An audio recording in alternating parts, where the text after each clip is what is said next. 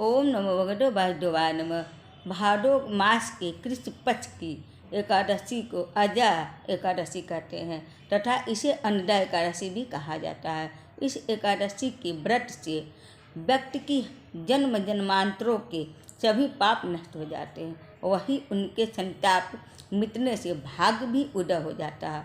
जिस कामना से कोई भी व्यक्ति यह व्रत करता है तो उसकी सभी मनोकामनाएं तत्काल पूरी हो जाती है। इस एकादशी के महत्ता के बारे में भगवान श्री कृष्ण जी ने अर्जुन जी से खुद कहा है।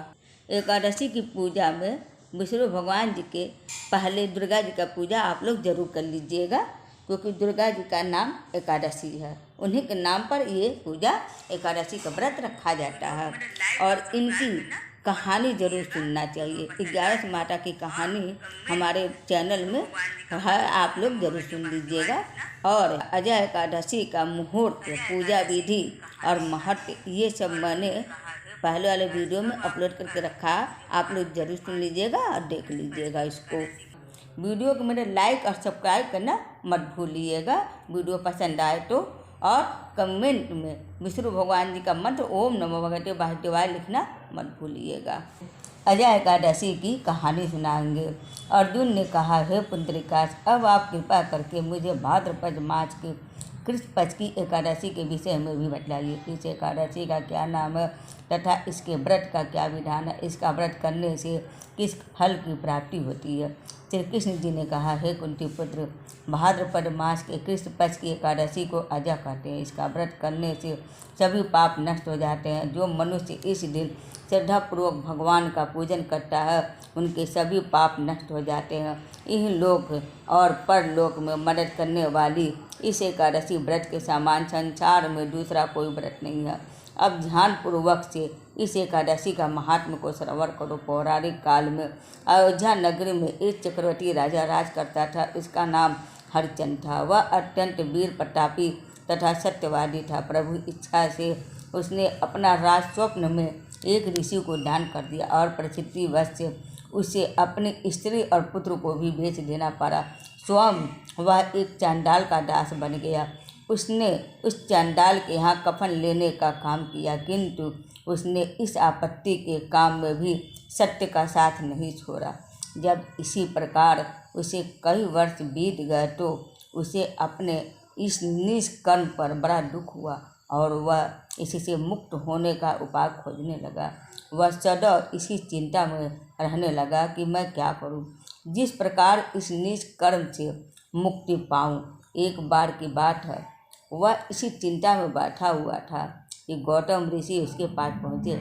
हरिश्चंद्र ने उसे प्रणाम किया और अपनी सारी दुख भरी कहानी सुनाने लगा। राजा हरिश्चंद्र की दुख भरी कहानी सुनकर महर्षि गौतम भी अत्यंत दुखी हुआ और उन्होंने कहा कि हे राजन, भादो मास के कृष्ण पक्ष की एकादशी का नाम अजा है। तुम उस एकादशी का विधान पूर्वक से व्रत करो तथा रात को जागरण करो, इससे तुम्हारे सभी पाप नष्ट हो जाएंगे। महर्षि गौतम इतना कहकर आलोक हो गया। अजा नाम की एकादशी आने पर राजा हरिश्चंद्र ने महर्षि से कहे अनुसार विधान पूर्वक उपवास तथा रात जागरण किया। इस व्रत के प्रभाव से राजा के सभी पाप नष्ट हो गए। उस समय स्वर्ग में नगाड़े बजने लगे तथा पुष्पों की वर्षा होने लगी। उसने अपने सामने ब्रह्मा, विष्णु, महेश तथा देवेंद्र आदि देवताओं को खड़ा पाया।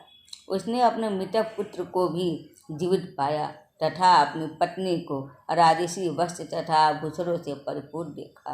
व्रत के प्रभाव से राजा को पुनः अपने राज्य की प्राप्ति हुई। वास्तव में एक ऋषि ने राजा की परीक्षा लेने के लिए यह सब कौतिक किया था, परंतु अजय एकादशी के व्रत के प्रभाव से ऋषि द्वारा रची गई सारी माया समाप्त हो गई और अंत समय में हरिश्चंद्र अपने परिवार सहित स्वर्ग को लौट गया। हे राजन, यह सब अजय एकादशी के व्रत के प्रभाव था। जो मनुष्य इस उपवास को विधान पूर्वक करते हैं तथा रात जागरण करते हैं उनके सभी पाप नष्ट हो जाते हैं और अंत में वो स्वर्ग को प्राप्त करते हैं। इस एकादशी व्रत की कथा के श्रवण मात्र से ही अश्वमेध यज्ञ के फल की प्राप्ति हो जाती है। कथा सार, मनुष्य को भगवान के प्रति पूर्ण श्रद्धा रखनी चाहिए। जटिल परिस्थितियों में भी जो मनुष्य सत्य का मार्ग नहीं छोड़ते वह अंत में स्वर्ग को जाते हैं। सत्य की परीक्षा जटिल परिस्थितियों में ही तो होती है। तो बोलिए नमो नारायण।